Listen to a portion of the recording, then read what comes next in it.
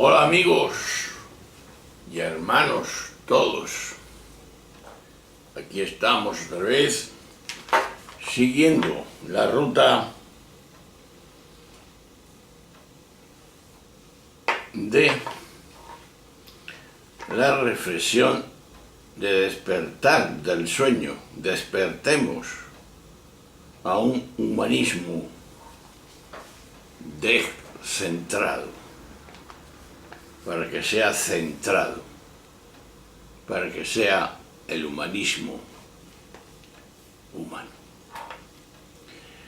Nos metemos en la reflexión de hacer frente común a esta barbarie que hemos visto a lo largo de esta reflexión. Por eso hacemos un principio, una presentación. Y quiero comenzar celebrando y agradeciendo que sea precisamente un no creyente quien inaugure una jornada convocada en una entidad que lleva el cristianismo en su nombre. Y eso no solo porque el cristianismo entraña una pretensión de fraternidad universal, sino porque la hora y el tema de este encuentro, que se ha titulado La Gran Prueba, parece estar diciéndonos que o nos salvamos todos o nos hundimos todos. Luego podremos dialogar, disentir sobre los caminos y las razones por las cuales buscamos superar esta gran prueba, pero debe quedar claro que eso no nos aparta ni un apéndice de nuestro objetivo humano común. Jorge, que ha dicho algunas cosas que me gustaría la oyeran muchos de nuestras izquierdas laicas actuales, porque puede que les moleste y le descontrolen o le descoloquen al estar dicha precisamente por un hombre que no tiene nada de dichoso, mejor dicho, perdón, de derechoso, si más bien es izquierdioso. Las palabras de Jorge me parece que tienen dos ejes estructurales.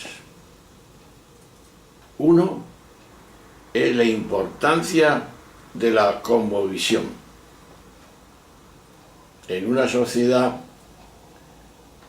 que no suministra más visión del mundo y, por desgracia, que el consumo. El hombre es creado para consumir. Diríamos parodiando el viejo catecismo, en esta hora de la posverdad, cuando todos tendemos a reaccionar como el viejo Pilatos, preguntando displicentes qué es la cosmovisión, y saliendo afuera, o quizá repitiéramos que las cosmovisiones son fuente de totalitarismo, que parece muy valiente esa afirmación que sabe que sin un modo global de ver la realidad no lograremos superar nuestra gran prueba actual. El otro eje lo constituye el tema que hoy es tabú y siempre ha sido, y hemos hablado ya algo de la muerte. Por él empezaré este comentario. Hermana muerte, que decía ya San Francisco de Asís. Con palabras de Jorge, este tema pone sobre la mesa la necesidad de no eludir, sino de responder a la conciencia absolutamente básica de la finitud y de la vulnerabilidad humana. Una conciencia que hoy se alude buscando despacharla por el viejo sofisma de Epicuro: cuando haya muerte ya no estaré, cuando ya no hay muerte, por tanto es un tema, decía él, que no me afecta. De ahí que desconocemos así algo que ya enseñaba un viejo texto del Nuevo Testamento, que decía así: el miedo a la muerte, consciente o inconsciente, reconocido o desconocido, es la raíz de muchas de nuestras esclavitudes. Hebreos 2:15. Y no solo textos religiosos, como la Biblia, del mundo greco-latino, ha llegado a nosotros eslogan como el Carpe Diem, comamos y vivamos, que mañana moriremos. O en nuestro Gaudeamus Igitur y Venes du Sumus, fácil de cantar cuando vemos la muerte lejos, pero que se nos enfría conforme va pasando el tiempo a su velocidad de crucero. El poeta Horacio creyó que con su obra había levantado un monumento más duradero que el bronce. Así se creía él. Pero ese monumento se le vino abajo.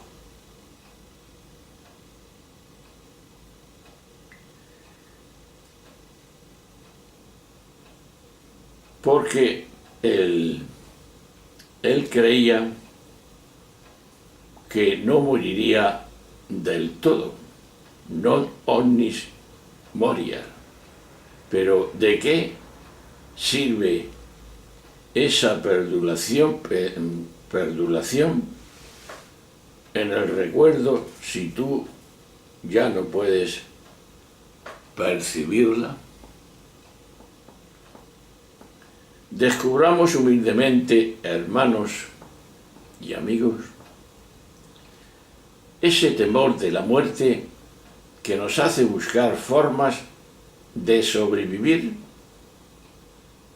perjudiciales para el planeta. El afán de dejar la huella de ti mismo. Por aquí he pasado yo, que decíamos antes.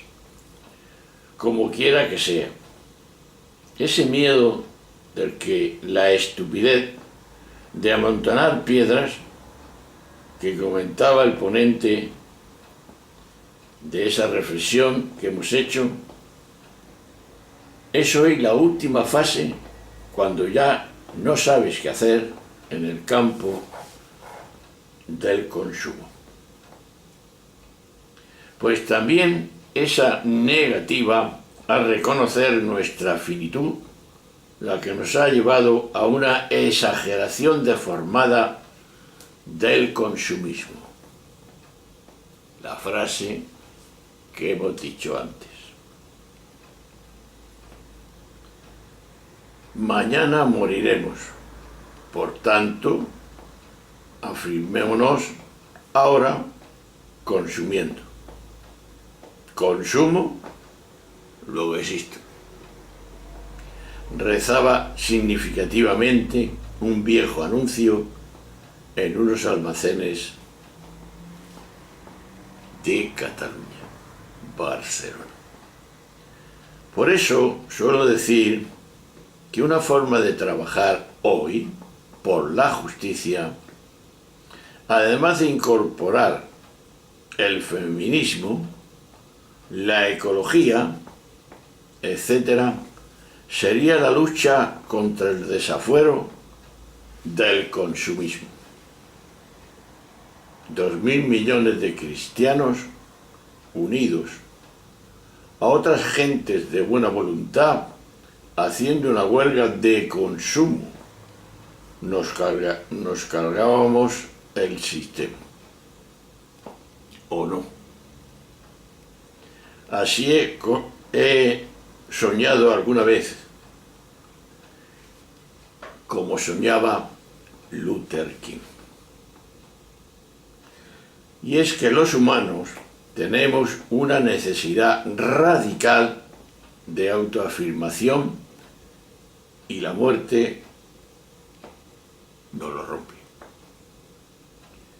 De ahí esta pregunta, ¿qué tenemos para necesitar así la vida? Y quizá mejor, ¿qué tiene la vida para que se nos presente con esa pretensión de perennidad? ¿Qué tiene? Incluso el cristiano que cree en la resurrección ha de soportar la pregunta de si eso no será un engaño que se crea él mismo para satisfacer ese afán de no morir. Y en este contexto, la propuesta del ponente de perderse en el todo que vive siempre ayudará sin duda a cuidar ese todo.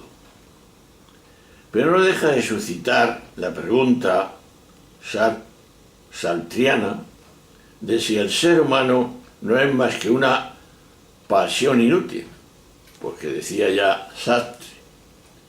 Y si es así, remoto las palabras de Jorge para constatar que negada la trascendencia, solo se puede volver intrascendente, comenzando por los demás.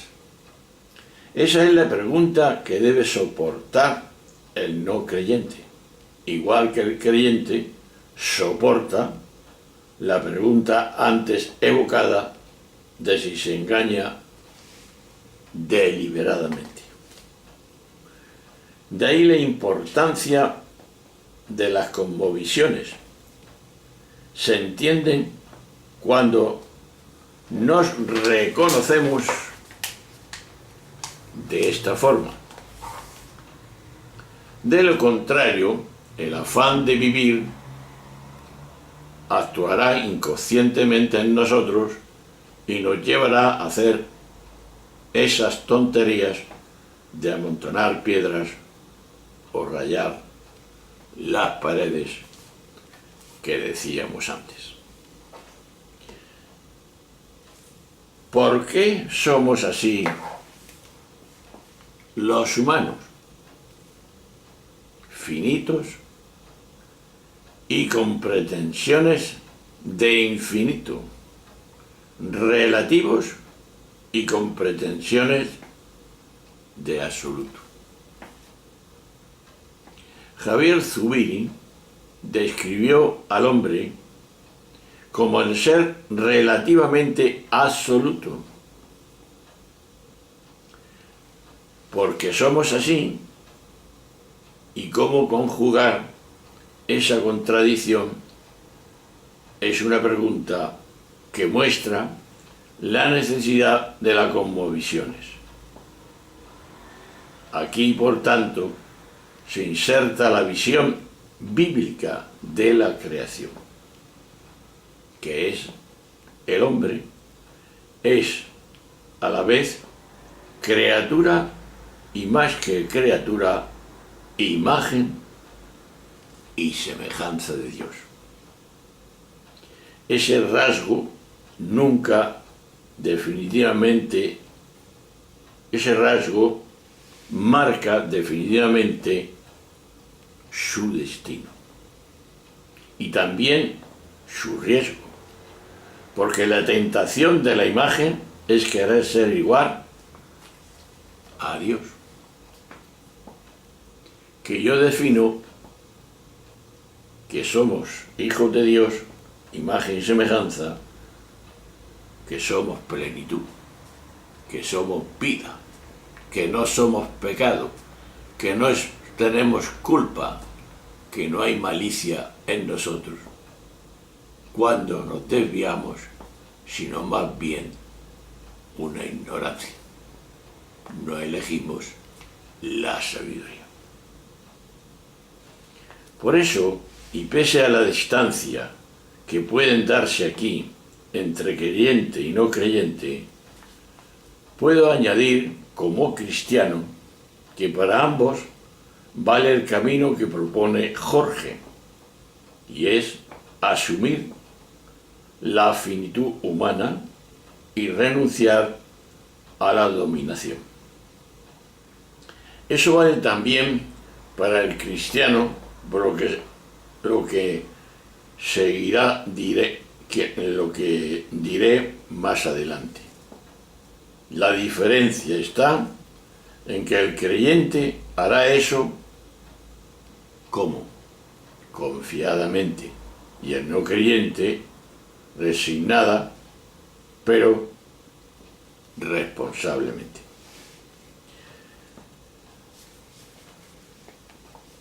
Valiéndonos de la frase de la Biblia, del Génesis, dominar la tierra. Que ahí, creo yo, y lo sabemos todos, nos hemos equivocado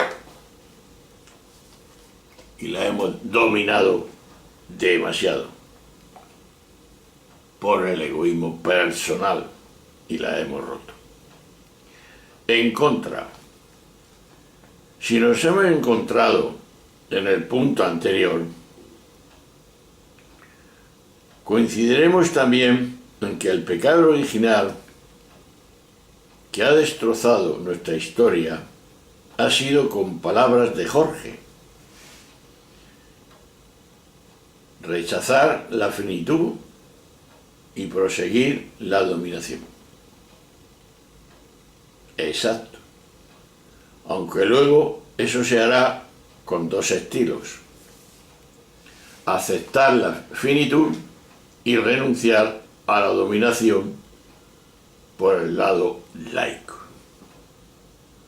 Y aceptar la finitud, recibir la promesa de trascenderla y administrar esa promesa por el lado creyente.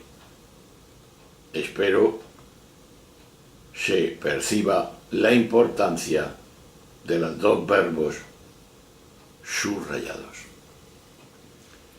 Es decir, podemos coincidir también en la afirmación de Jorge sobre el ser humano esencialmente lisiado, incompleto, defectuoso, y que por no reconocerlo, el humanismo del Renacimiento ha tomado una senda de extravío.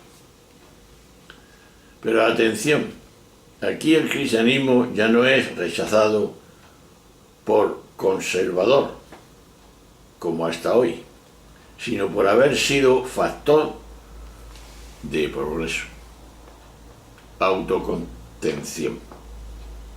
Qué cristiana es esa palabra. Pero qué atacado ha sido el cristianismo al proponerla como si fuera castradora, tiránica e inhumana. Qué cristiana es también esa propuesta de necesidad de una conversión, aunque luego tendremos que dialogar sobre cómo debe ser esa conversión, tanto desde la fe como fuera de esa misma fe. Es decir, no estoy diciendo esto para hacer una apologética fuera de lugar, sino para tomar en serio eso de la gran prueba. El momento en que vivimos hoy no es un momento vulgar, simplemente como si hubiésemos perdido un partido o algo parecido. Puede que sea un momento muy serio, aunque preferimos no darnos cuenta. Y tomando una imagen de Imanol Zubero que decía: seguimos bailando alegremente sobre la cubierta del Titanic, ignorando, por supuesto, que tenemos cerca el iceberg. La amenaza es seria y la crisis viene de lejos. Si vemos la historia, a mediados del siglo pasado, vivimos unos 30 años desde el fin de la guerra hasta la década de los 70, en que parecía que todo iba a mejor y que han sido calificados como la edad del oro del capitalismo. Hoy, en cambio, afirman muchos sociólogos que no fue una edad de oro, sino una paréntesis provocado por la responsabilidad, sino por el miedo al comunismo. Por eso, cuando en 1989 cayó el comunismo, apareció de nuevo la verdad del sistema capitalista. Economistas y antropólogos reconocidos como Sun Tzu, Palangin, etc., afirman que el fascismo era posible consecuencia de nuestro sistema. Desde una perspectiva más filosófica, Adorno afirmaba que el nazismo no era una excepción de nuestra civilización, sino una posible consecuencia de ella. Hoy siguen en esas advertencias la enfermedad grave del planeta Tierra, la ecología, la naturaleza. De aquí nos viene esta pregunta. ¿Aceptaremos preguntarnos qué es lo que funciona mal en nuestro modelo de civilización? La crítica a la ilustración o a la ideología del progreso la hicieron ya Max Ahmed y Theodor Adorno en un libro súper famoso. Pero hoy día la etiqueta de progresista es como una especie de indulgencia plenaria que te salva y sin la cual te ves condenado al infierno que no existe. Sin embargo, la crítica a nuestro progreso ha brotado de personas tan de izquierdas como Walter Benjamin o Simone Weil. El primero llegó a hablar de nuestro progreso como un camino de regreso a la barbarie. Y uno de los líderes de aquel mayo del 68, Bernardini y Levy, publicó poco después un libro titulado La barbarie con rostro humano. Y la pregunta que se hacen algunos es si no hemos llegado allá a otra barbarie, sin ni siquiera rostro humano, que es peor.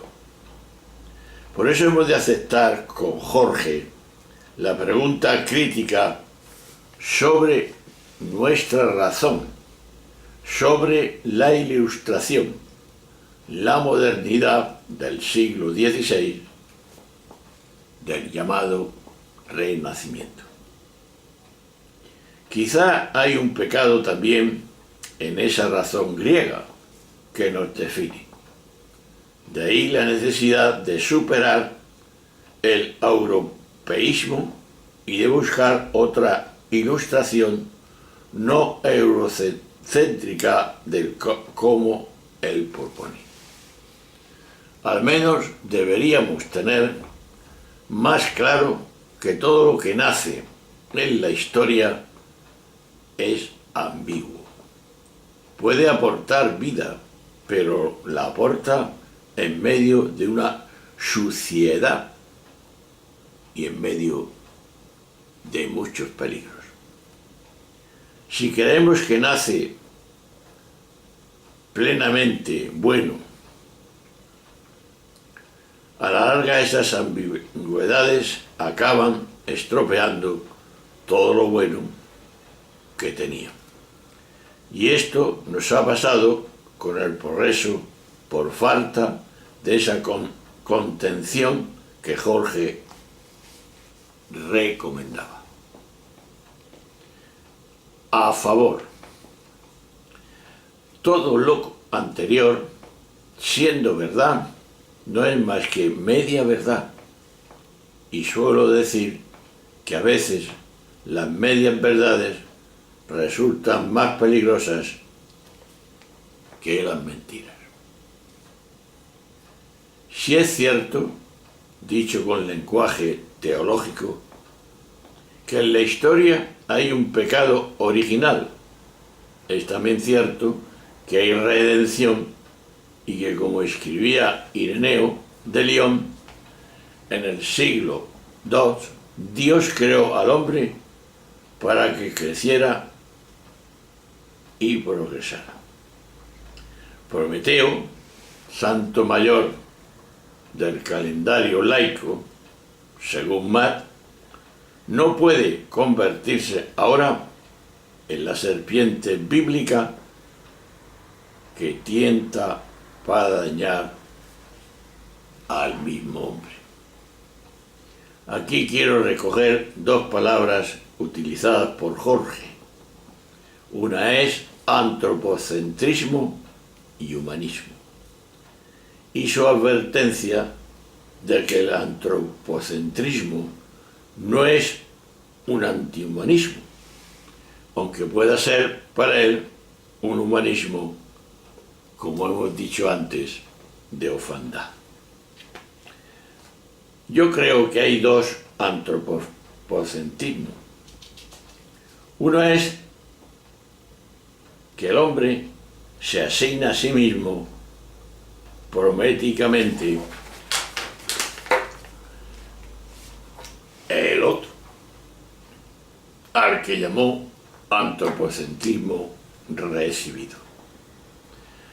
Te constituye no en propietario, sino en administrador. Eso es algo muy propio de los orígenes de la tradición cristiana y se insinúa ya en el libro bíblico de la sabiduría. El hombre no es propietario de nada, sino administrador de todo.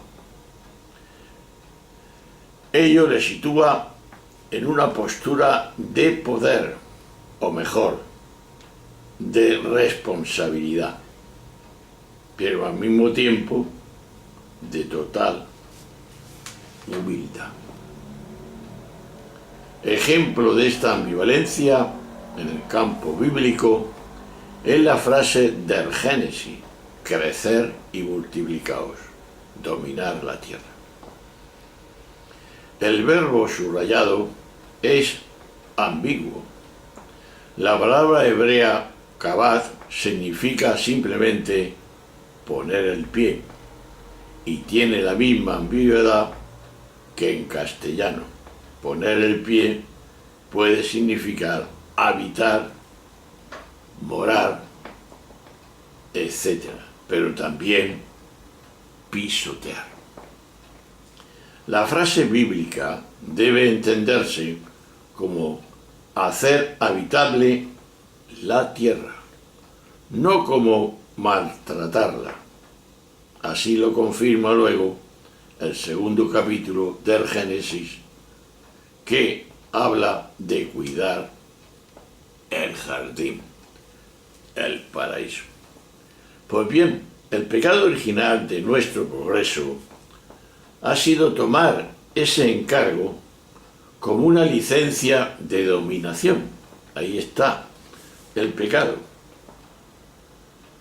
La tierra necesitaba ser transformada y esta es la razón del poder del hombre. Pero hemos convertido ese poder en licencia para destruirla. Comparto pues con Jorge la idea de un humanismo del ser humano dentro de la naturaleza, en simbiosis con ella.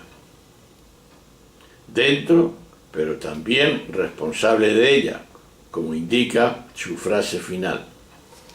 El mundo como santuario, el ser humano como guardián y administrador prudente de la naturaleza y hermano mayor de las demás criaturas.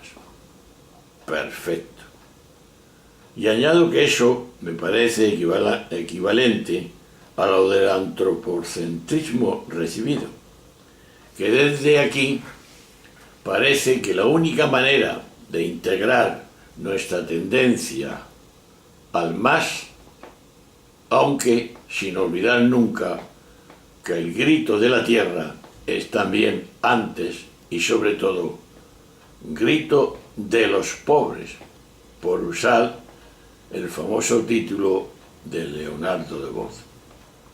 El sistema que destroza la tierra es también el que produce las víctimas humanas.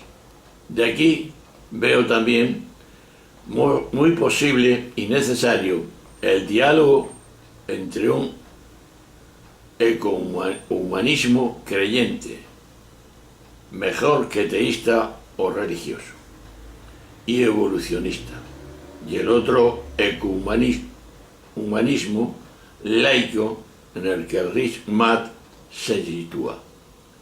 Lo de ecohumanismo significa que el hombre no es el rey de la creación, aunque sea el responsable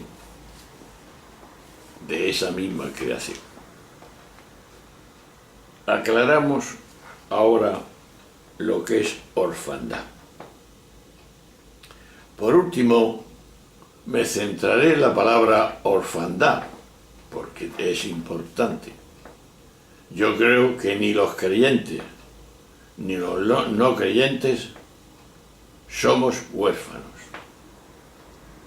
Para el creyente hay un padre ausente, pero el no creyente nunca hubo padre. Por tanto, no ha perdido a nadie.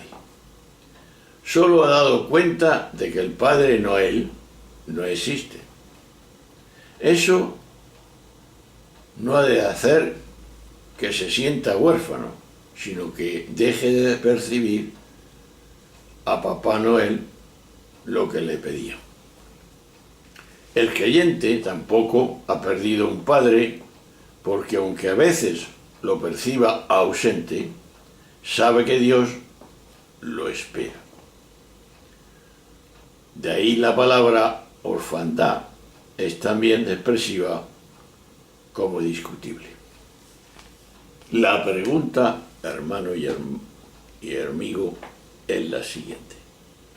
¿Por qué, si no somos huérfanos, nos sentimos como si lo fuéramos?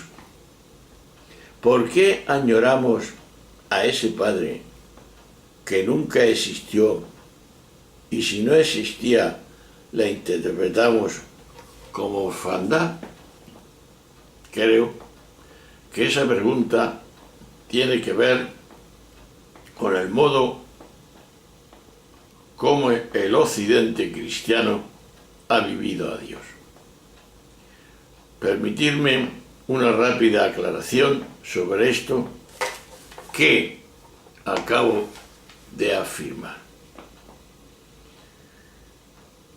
En otro tiempo escribí en otro lugar, de manera algo simplificada, pero pedagógica, que la experiencia de Dios en el planeta Tierra se ha dado de la siguiente forma. En Oriente, Dios se ha manifestado con su espíritu como lo más profundo de la intimidad personal, lo mejor y más valioso de la propia interioridad, el matrat hindú Atma Brahma y la palabra Advaita no dualidad, de modo hoy entre nosotros sirven para visualizar esta afirmación que he dicho. En el continente americano, la experiencia de Dios parece más vinculada a la tierra y a la naturaleza. No en el sentido idólatra del Dios, sol y demás, sino en el sentido experiencial del respeto a esa madre, la Pachamama quechua, a la que debemos la vida. Y en el área donde nace y cuaja la tradición judío-cristiana y que llamamos Occidente, surge la experiencia de Dios en la historia como liberador que pretende construir un pueblo ejemplar. Esta experiencia no niega las otras dos, pues todas han brotado del mismo espíritu. Y no solo no las niega, sino que las necesita. Pues un trabajo sobre la historia que no parta de una profunda mística interior degenera en el proteísmo abocado al fracaso en la línea de lo expuesto por los ponentes. Y en un trabajo en la historia ajeno al respeto a la naturaleza degenera en destrucción del planeta, como hoy constatamos. No las niega, pues repito, sino que las necesita. Y también las completa. Porque una búsqueda de la propia riqueza interior, al margen de la historia, degenera en una justificación de los parias y de las desigualdades entre los seres humanos. Y un respeto a la naturaleza del legado de la historia puede degenerar en un conservadurismo cerrado a todo progreso. El Dios revelado en Jesucristo implica el encuentro con el Espíritu en la propia intimidad y el encuentro con el Padre ante el misterio de la naturaleza que nos envuelve. Pero como soportes y acompañantes del encuentro cristiano con el Hijo, anodado y crucificado en la historia, a mí me lo hicisteis. Aquí creo que se percibe más la experiencia de orfandad. No ha nacido de un teísmo y teórico o racional, sino de una sensación de pérdida de algo que nos guiaba en la tarea de la construcción de la historia característica de nuestro Occidente. Concluyendo este tema, diríamos, visto lo cual, quisiera cerrar este comentario con la llamada que un día dirigió Albert Camus en una charla dada en un convento de dominicos en el año 1948. Pero ahora, leída en doble dirección, no solo el grito de un agnóstico a cristianos, sino también de cristianos a increyentes.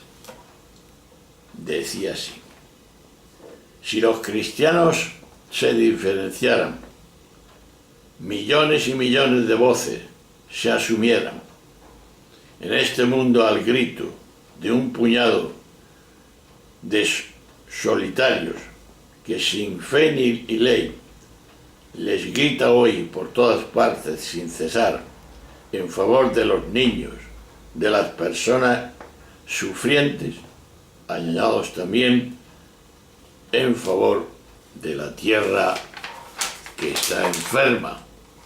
Es decir, me parece que lo más urgente hoy es encontrarnos y hacer frente común todos aquellos creyentes y no creyentes que leemos la realidad del mismo modo. Pues ojalá lo consigamos, pero tiene que ser a través del gran diálogo y no de sordos.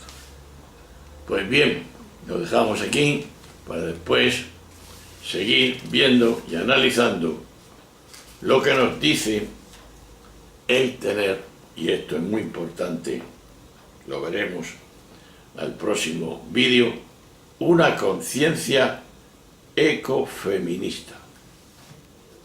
Hasta luego, hasta siempre, nos vemos.